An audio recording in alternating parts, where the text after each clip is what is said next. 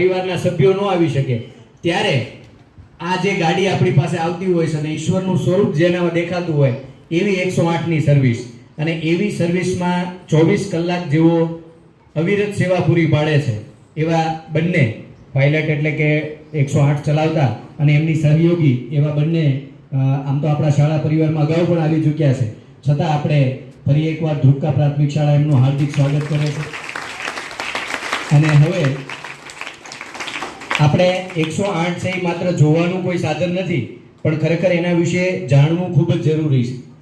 કારણ કે મને પોતાને ખુદ એકવાર અનુભવ એવો થઈ ગયો હતો અને ખાસ જે ભણેલા લોકો છે, આપણે હવે બધા અભણ માણસ કોઈ કેમ કહે ને કે ભાઈ 108માં ફોન કેમ કરવો એ જ મને ખબર નથી, તો એ અભણ કહીને નીકળી જાય તો ચાલે, પણ ભણેલો ગણેલો વ્યક્તિ હોય ને એને ખબર ન પડે કે 108 કઈ રીતે કામ કરે, કઈ રીતે બોલાવવી, એનાથી આગળ શું કાર્યવાહી થાય, તો આપણે અભણમાં ભણેલામાં કંઈ જજો ફેર રહે નહીં.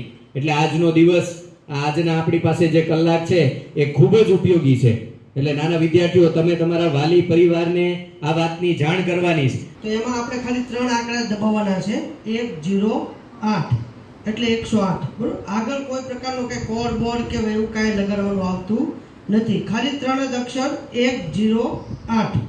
આ ફોન કરશો એટલે આપણે પહેલા કોલ જે તે છે અમારી હેડ ઓફિસ જે અમદાવાદ છે ત્યાં જશે, ત્યાંથી એડ્રેસ થ્રુ દ્વારા અમને કોલ આપે છે. એટલે એમાં ખાસ કરીને તમારે એક એડ્રેસ ક્લિયર આપવાનું છે કે જો ક્લિયર એડ્રેસ તમે આપશો તો અમે તમારે ત્યાં જલ્દી પહોંચી શકીએ. અને 108 એટલે ખાલી એમ્બ્યુલન્સ નથી, 108 ફોન કરવામાં તમને ટોટલ 3 સુવિધા મળે છે, મેડિકલ, પોલીસ અને ફાયર.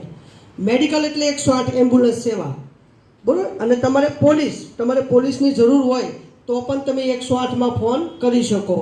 અને તમારા ઘરે અથવા વાડીએ કે કોઈ પણ જગ્યાએ એવો આગનો બનાવ બન્યો હોય તો પણ તમે 108માં ફોન કરી શકો.